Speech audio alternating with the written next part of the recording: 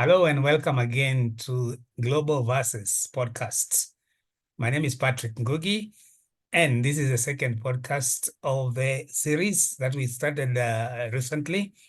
And very recently, you saw we had poet Nella, that is Emanuela. We had her recently. But now, for our second interview, we do have all the way from West Africa, we go to Southern Africa, and we get Slot, the poet, Bonginkosi Mazia. Welcome to the program, Bonginkosi. Thank you, sir. Thank you so much. You're welcome too, sir.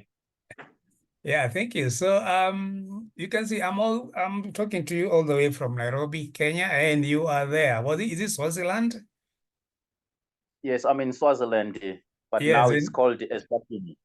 It's called what, sorry? Eswatini. Eswatini.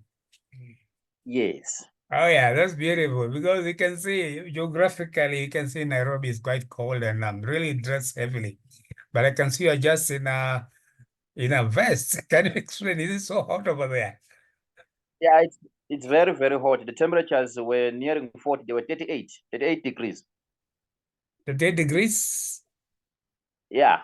And this is at 8 o'clock over there, 8 o'clock in the evening. Yes. Yeah, one can imagine. So as we go on, please tell us more about yourself. Who is Bonginkosi Slot the poet? Who is this person? Bonginkosi Mazia, known as Slot Mazia the poet, is a bona fide Swazi from the kingdom of Eswatini. I started my poetry in 2016. Okay. Yes, I started my poetry in 2016. To me, poetry is a calling, not something that I went to school to study. Yes, it's a calling. So were you in school, and how did you discover this calling? First of all, were you in school, or what exactly, where were you at that time, 2016, when you answered or had this calling and you took it? I was a teacher, a high school teacher, teaching geography and history. Geography and history. Yes. And nothing to do with English. So it's quite a calling. So how did it,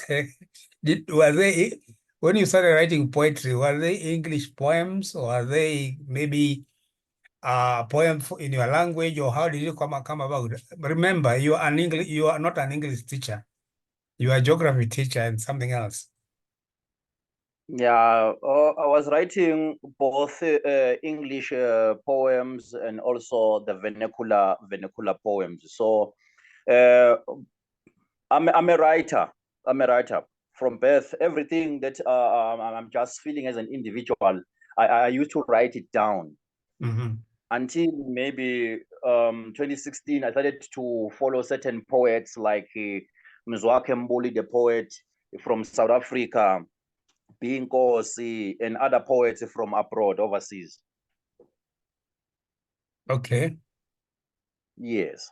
And okay, you started following them, but how you started liking them?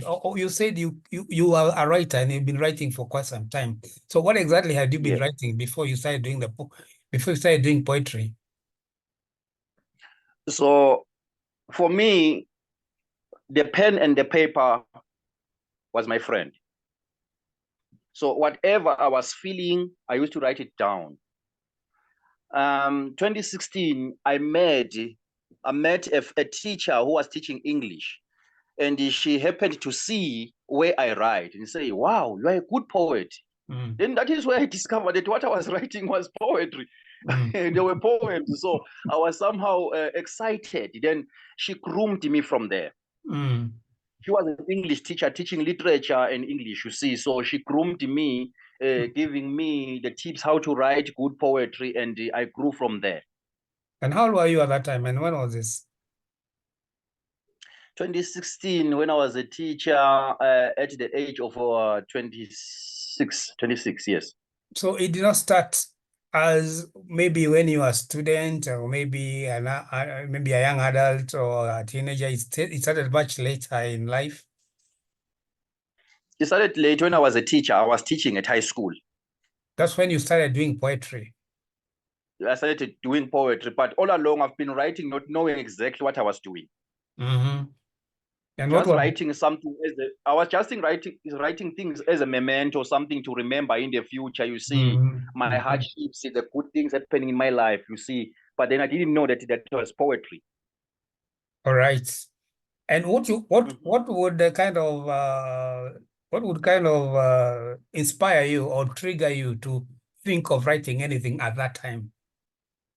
Was it an experience, maybe some moods, some disappointment, some excitement? What would drive you to write? Was it a kind of a journal, or you just wake up one morning and hear a phrase flying through your mind? I think everything that happened to me triggered the writing in me. Either something good, something bad, it triggered the writing in me. You see, yes. Okay. So, what kind of poetry do you now write? And have you ever published any or been published in any platform? I think I've written about love, more especially love poems, more especially. Yes. Would you like to tell us why love poetry? Why the theme of love? Okay, I feel like it's easy to be in love.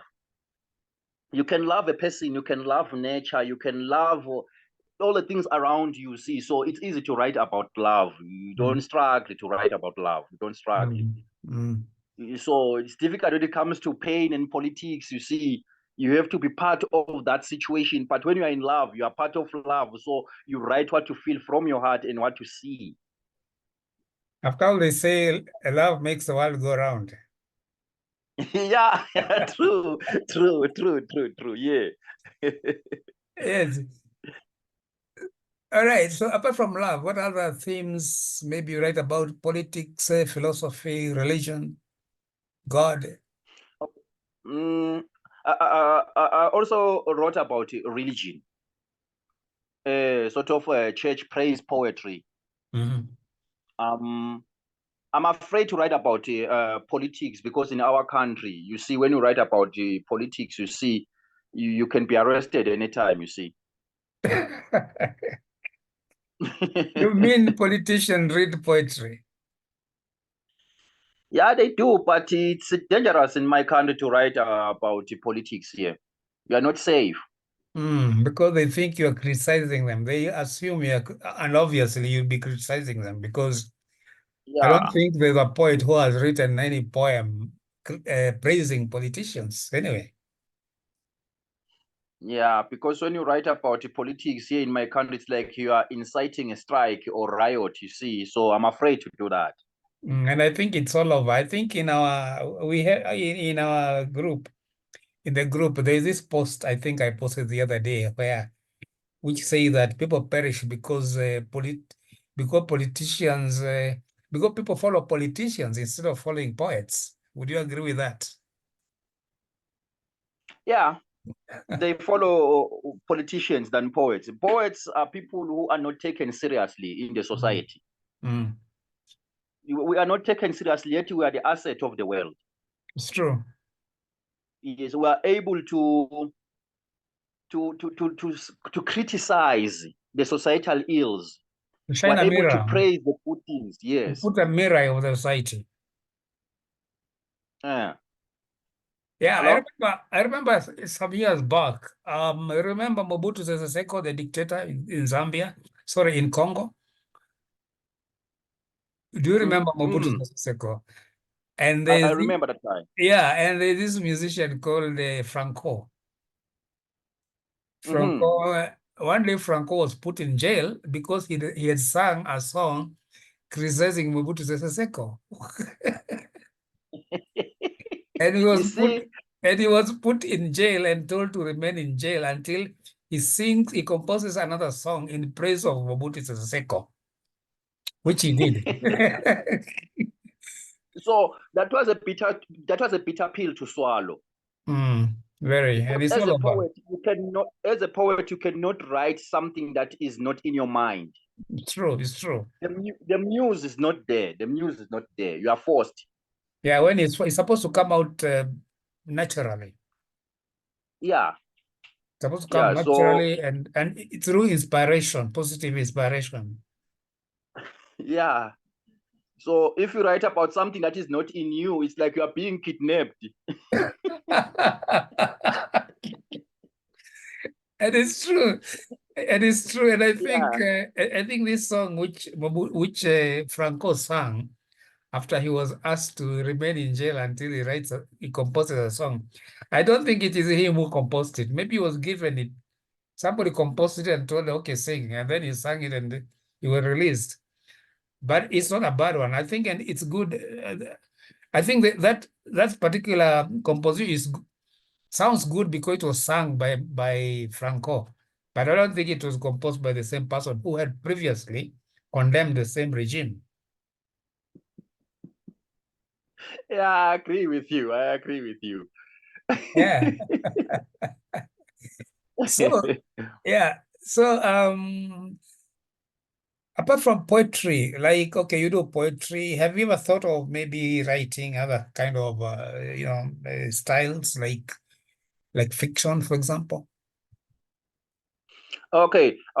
Currently, I'm in the midst of writing my autobiography. It's a novel. Okay. Yeah, I'm in the midst of writing it. I think I'll release it by November. It will be out.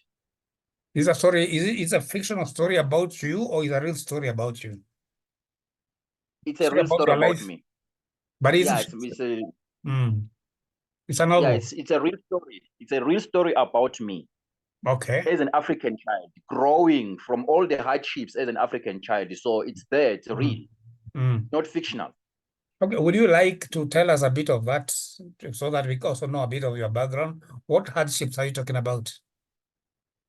So, as an African child, I was born from parents who are not married. Then my mother divorced with my mother when I was 1 month old. So I had to grow on my mother's side. So life wasn't all roses in my life. Such that I started school at the age of 9 years. Wow. No money. My mom is illiterate. So there was nothing. So I had to grow out of those hardships and, growing without a father figure. Yeah. Raised by a mother who is illiterate. Growing amongst people who don't appreciate your presence. Making you a livestock boy to go and look after livestock in the bushes at the age of 6 years, knowing the hardships, you see. Yeah. So it's worth recording it down in the books of history. So even my kids will know how I grew, you see. Okay. For me, life was all about acids and lemons. I didn't enjoy my early childhood. I didn't enjoy that. Going to school was also a struggle. I started wearing shoes in grade 6. There were 6 years from grade 1 to grade 6. I wasn't wearing shoes, going to school, wearing a donated uniform, tattered donated uniform. Wow. You see, I never attended trips, you see. So it wasn't easy to grow. Seeing me today, you will think that this guy grew well, but life was not all roses on my side. Okay. And I think you wrote this in the anthology. When you wrote a bit about your background, I think when you were going to high school, you had to drop out, and you went to take care of cattle. You became a herds boy so that you can get money to pay for your high school. Yes, that's it. So looking at all that and going through whatever you went through, do you think it's a story that's going to inspire a lot of people because it shows how you went through all that and you became, and somehow, the resilience, and you also went through and managed to go through it and obviously now become a teacher because now you are a teacher, aren't you? I'm no longer a teacher now. I'm a registrar at a local college. Okay. So many people can learn from what you went through so that they don't have to Yeah, give up. I think this autobiography will inspire a lot of people, especially African kids growing, you see, that if despite the hardships, they can still make it in life. It's true. It's true. Yes. Yeah, yeah. Mm.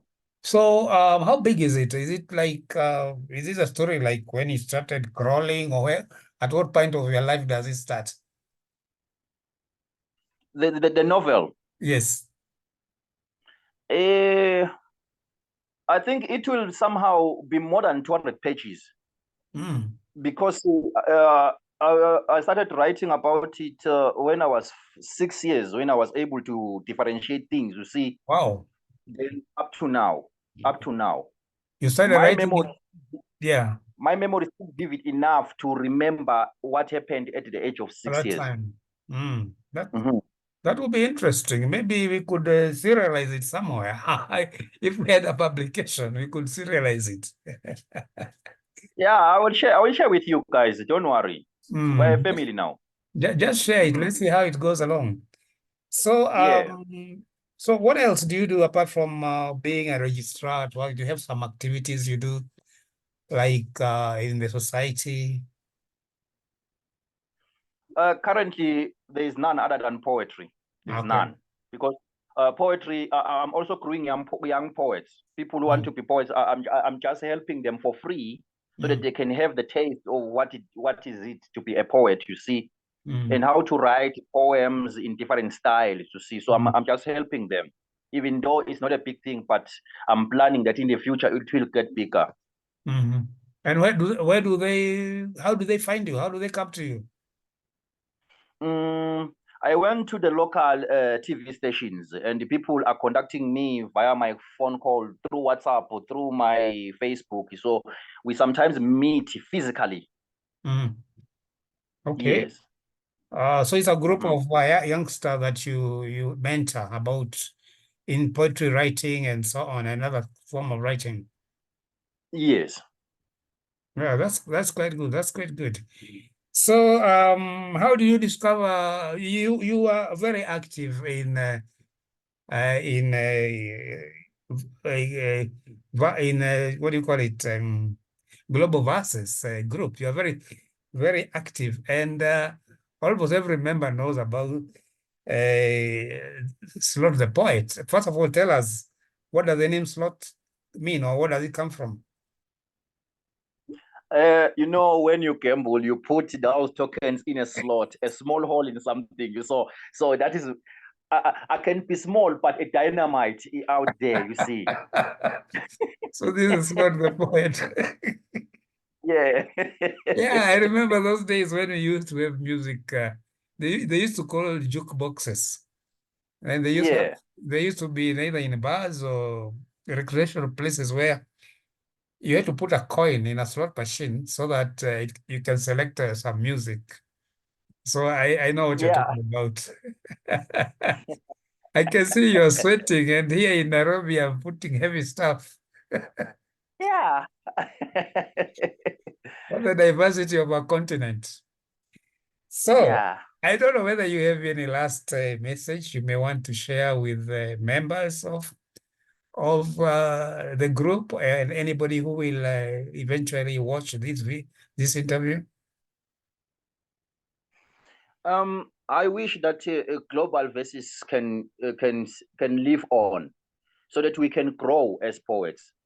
I can say that as since I joined the global verses, I've grown so much because poets are sharing their poems there, and I'm growing, knowing that I'm not a poet from maybe academics, but I'm just a poet through a calling, you see. So I'm growing there. So I Yeah. wish we can somehow encourage each other to let this group grow bigger and bigger. And someday we can meet and record the poems, you see, make those collaborations and grow for the future generations, not only for us, but for the future generations to come.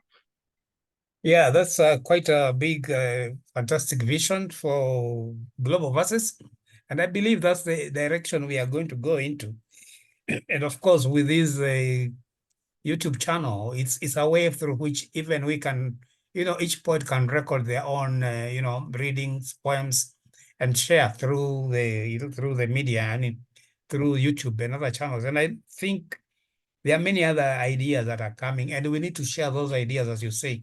Apart from just sharing the poems, we need to keep on talking to each other, even leaving voice notes in the group once in a while, cracking jokes, saying hello, which is happening all the time. And I think you and among others are people who are really making it very possible. And I'm quite grateful being a founder of Global Voices. I'm quite grateful. Thank you so much. Thank you so much. Yeah, so it's been nice talking to you. And I know it is not the last time. It is the first time, but not the last time. Once in a while, we'll be meeting here, even maybe 3 or 4 of us, and discuss stuff and then post it so that people can share. So unless you have the final word so that we can end. It's okay. Thank you so much. And I'm very happy to see you. I'm happy to see you. And yes. Also, thank you so much for the poetry book that we have just released. And we thank your strength, your time, and also please pass my thanks to your family, because I know how it drains to edit people's works, but you were able to do that until this final touch that we have today. Thank you very much. We'll be meeting in the group and also once in a while on a WhatsApp chat and also again here. So thank you very much. God bless and stay well. Thank you. And you too. Bye. Okay, bye.